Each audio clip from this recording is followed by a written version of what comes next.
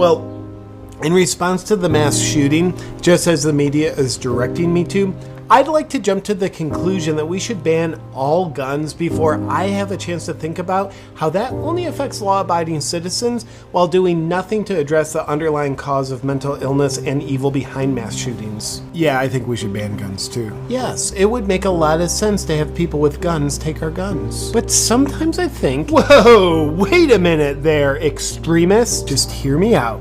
Sometimes I think if they want to outlaw guns in order to prevent murder, why don't they just outlaw murder? They already have. And the criminals still break the law? They do. Then are we sure the criminals that break the law would be willing to just obey a new law about guns? I think we're supposed to just think so. Instead of waiting for the leftists who politicize the tragic loss of life to convince the media, to convince the masses, to convince the government to confiscate our guns, maybe we should just voluntarily turn in our guns. Yes, and maybe we should turn in all our food and private property rights too, just to be safe. I'm pretty sure that's already in process. If authoritarians with guns keep telling us that guns are so bad, why do they need guns? I mean, probably just so they can use them. True, but have you ever heard of history? I don't read books, I just burn them. Thank you for your censorship.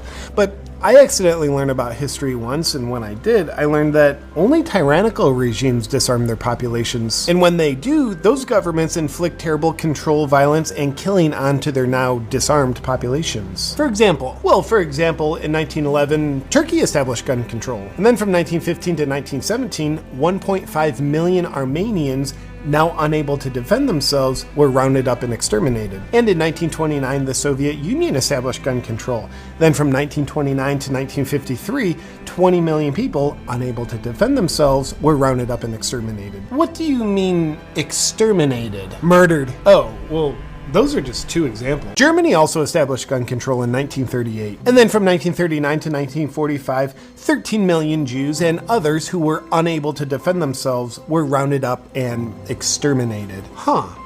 I wonder if Hitler purposely disarmed the population so he could tyrannically take over and kill all people opposed to him. It's probably just a coincidence. But also Cambodia established gun control in 1956. Then from 1975 to 1977, 1 million educated people were rounded up and killed because they were unable to defend themselves. Is my shirt on straight? Yep, good.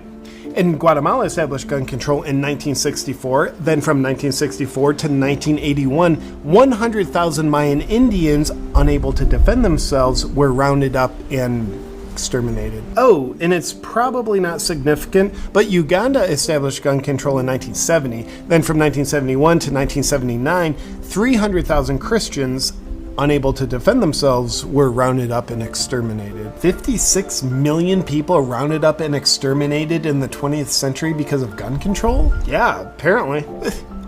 But that could never happen here. Yeah, that's what all those people throughout history said.